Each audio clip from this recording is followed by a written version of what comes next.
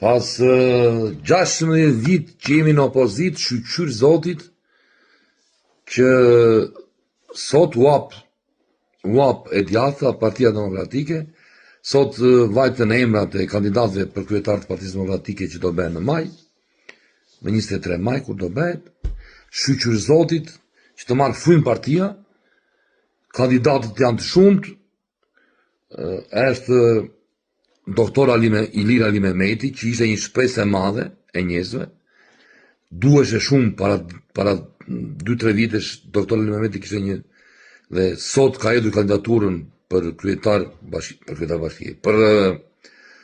të Partisë Demokratike, është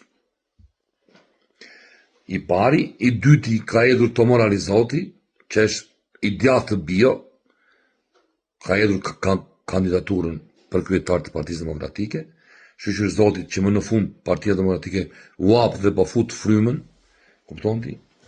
Gaz Bardhi ka shënuar emrin për kandidat për kryetar të Partisë Demokratike.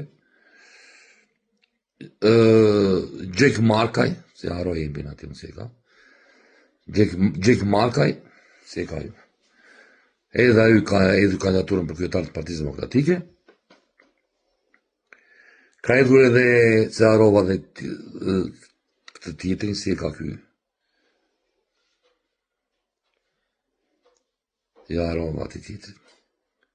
Nese, këta janë kryesorët, domethënë. Doktor Ali Mehmeti,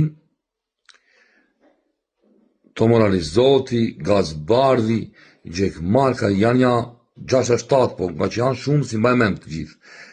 Kjo është një hapje e Partisë Demokratike që të marrë frymë pas 16 vit humbjesh, Partia Demokratike më në fund, UAP do marrë frymë, do hyn njerëz të rinj, si doktor Ali Mehmeti, doktor Ilir Ali Mehmeti, që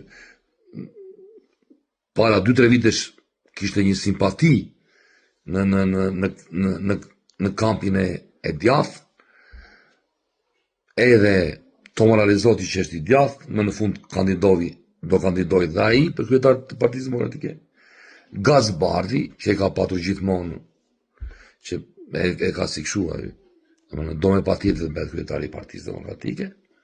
Gjek Markaj do bëhet kryetari i Partisë Demokratike. Edhe Luan Baçi më duket se ka hedhur kandidaturën për kryetar të Partisë Demokratike. Edhe Tritan Shehu, më duket, ka hedhur për kryetar të Partisë Demokratike. Tritan Shehu është një